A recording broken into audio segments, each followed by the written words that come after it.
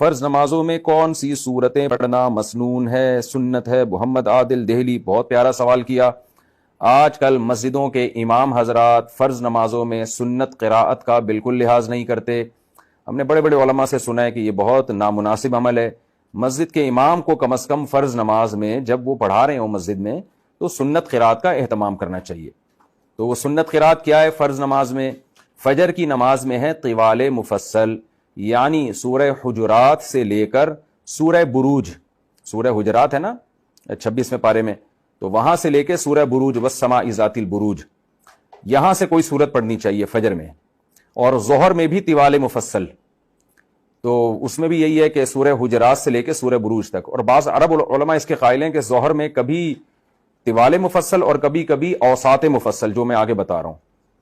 تو ہمارے نزدیک یہی ہے کہ فجر اور ظہر میں طوال مفصل ہی پڑھنی چاہیے، لیکن خیر اگر کوئی عرب علماء کے فتوے پر عمل کر کے فجر میں طوال مفصل اور ظہر میں کبھی طوال اور کبھی اوساط مفصل پڑھ لے تو بھی ٹھیک ہے۔ اب اوساط مفصل کیا ہے؟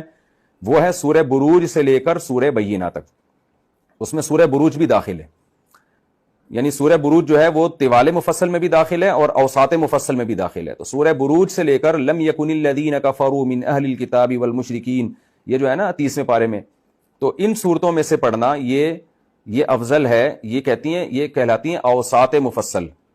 تو یہ عصر میں اور عشاء میں ان صورتوں کی تلاوت ہونی چاہیے۔ اور باقی رہ گئیں قصار مفصل، سورہ بینہ یعنی لم یکن الذین کفروا سے لے کے سورہ ناس تک، آخری قرآن تک، یہ کہلاتی ہیں قصار مفصل۔ تو یہ مغرب میں پڑھنا افضل ہے۔ تو امام حضرات کو اس کا خیال کرنا چاہیے۔ ائمہ کیا کر رہے ہوتے ہیں؟ فجر میں جناب 30ویں پارے میں سے پڑھ رہے ہوتے ہیں، اور مغرب میں جناب بیچ میں سے کہیں سے پڑھ رہے ہوتے ہیں، عشاء میں سے کہیں سورہ بقرہ میں سے پڑھ رہے ہوتے ہیں۔ تو ٹھیک ہے، کبھی کبھار تو ٹھیک ہے، لیکن عام معمول اسی کا بنانا چاہیے۔ اوساط یہ یاد کر لیں، طوال مفصل، اوساط مفصل، قصار مفصل۔ مفصل کا مطلب ہوتا ہے وہ صورتیں جن کی آیتیں چھوٹی ہیں۔ سورہ بقرہ، سورہ آل عمران کی آیتیں بڑی لمبی لمبی ہیں نا، تو چھوٹی چھوٹی آیتوں والی صورتیں سورہ حجرات سے شروع ہو رہی ہیں، اس لیے ان کو مفصل کہا جاتا ہے، فصل ہے ان کے درمیان۔ اور طوال کا مطلب طویل، تو طوال مفصل کا مطلب ہیں تو مفصل لیکن طویل صورتیں ہیں، مفصلات میں سے طویل صورتیں، تو سورہ حجرات سے لے کے سورہ بروج تک طویل صورتیں ہیں۔ پھر اوساط کا مطلب وسط سے نکلا ہے، درمیانی صورتیں، تو سورہ بروج سے لے کے سورہ بینہ تک یہ ذرا درمیانی صورتیں۔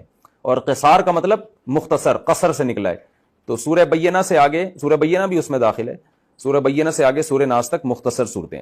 تو خلاصہ یہی نکلا کہ فجر اور ظہر لمبی ہونی چاہیے، عصر اور عشاء درمیانی ہونی چاہیے، مغرب مختصر ہونی چاہیے۔ آج میں نے ایک امام کو جانتا ہوں، میں نام نہیں لوں گا، ظاہر ہے کسی کی برائی مقصد نہیں ہے، جب بھی ان کے پیچھے ظہر پڑی ہے ایسے کھٹا کھٹ ظہر پڑھاتے ہیں، وہ ٹھکا ٹھک پڑھاتے ہیں۔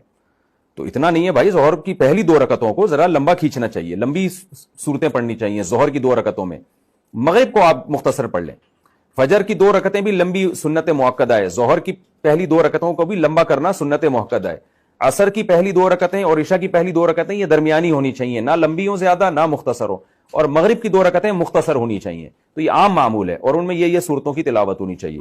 تو امام حضرات کو اس کا خیال کرنا چاہیے۔ حضرت عمر رضی اللہ تعالیٰ عنہ نے اپنے دور میں ائمہ مساجد کو اس کا پابند بنایا تھا کہ ان صورتوں میں سے آپ پڑھیں، اور حدیث میں آتا ہے علیکم بسنتی وسنت الخلفاء الراشدین المہدیین، میری اور خلفائے راشدین کی سنت کو لازم پکڑو۔ تو انفرادی طور پہ بھی نماز پڑھیں تو بھی افضل یہی ہے، لیکن جماعت میں تو اور زیادہ اہتمام کرنا چاہیے۔